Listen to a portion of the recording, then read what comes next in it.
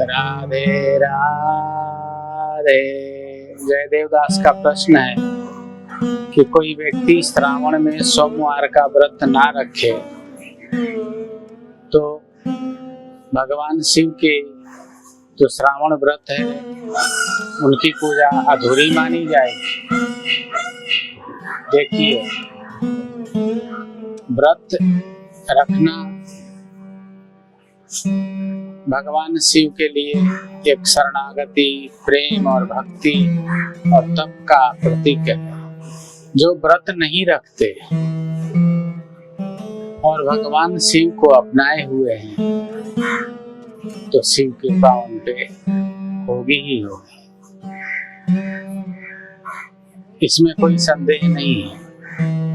भगवान शिव की कृपा प्रत्येक प्राणी में है। अनुभव तब होता है जब प्राणी चैतन्य हो जाए, स्थिर हो जाए और शिव के भाव में विलीन हो जाए। तो व्रत आदि न रखने से ऐसा नहीं है कि कृपा नहीं मिलेगी।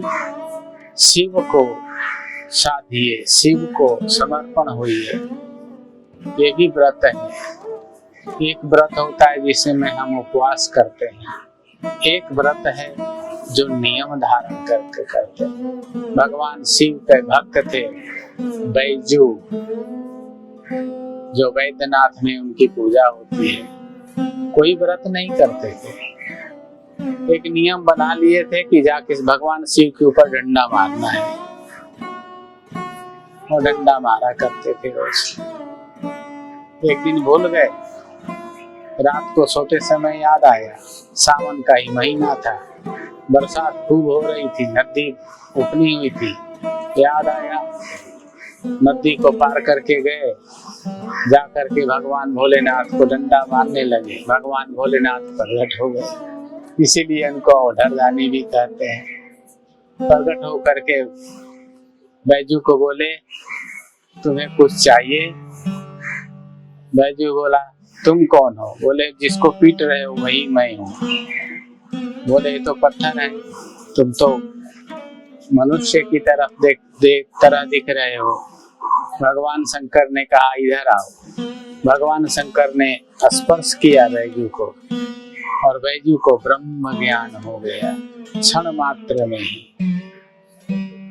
बैजू ने भगवान शिव की स्तुति की। भगवान भोलेनाथ बोले, पुत्र कुछ मांग ले।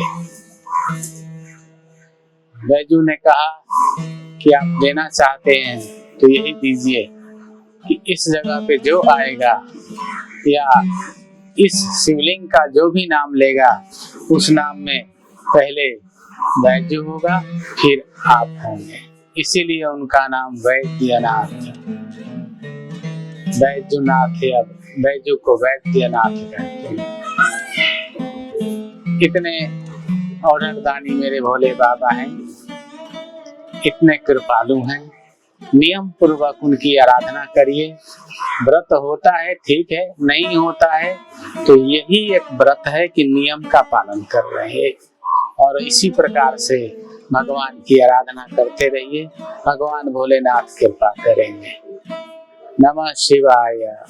राधे राधे।